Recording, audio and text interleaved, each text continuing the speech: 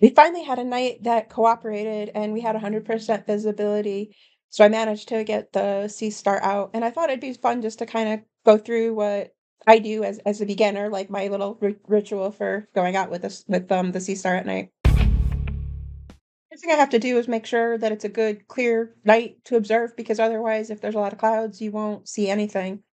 I typically just use the little SeeStar app that kind of tells me what the visibility is. I usually kind of check if as it gets towards evening when I'm out walking the dogs. I'm like, okay, is there a lot of clouds? Is it more clear? And if it looks more clear when I'm walking the dogs, then I'll kind of come in and check the SeeStar app and just see like, okay, is what's the possibilities for getting to observe tonight?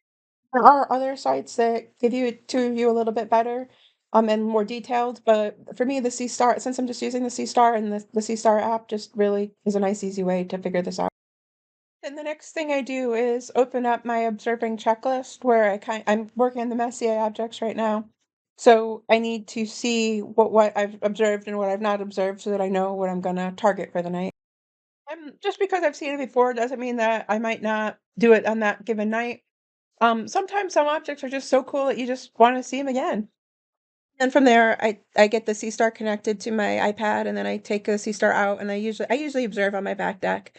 So I'll just kinda set it out there, and then I come back in, and I start browsing on the SeaStar app to kinda see what's visible and what's not visible, and I kinda look at my observing log and say, "Okay, I haven't seen these," or "I have seen these." And then it's just a matter of you figure out what you want and what's visible in the sky right then, and you press go to, and the seesaw takes you out to that point, and you see what you can see. And the sea star does lets you do stacking of objects and stuff. So as you image, like the longer that you hold the position, the clearer the picture is gonna be. And I tend to be a little bit impatient, so I don't always let it go for all that long, especially if it's not something that I'm really that too interested in.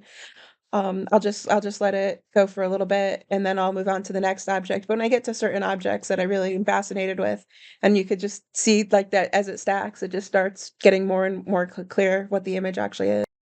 And it's just so cool to just I don't know, just to be able to see stuff so easily. There's just so little involved in it. It's a lot of and it's a lot of fun and stuff.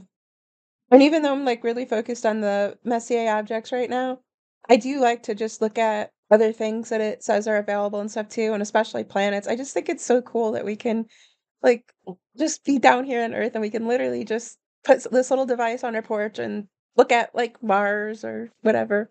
It's just so cool. It's so much fun.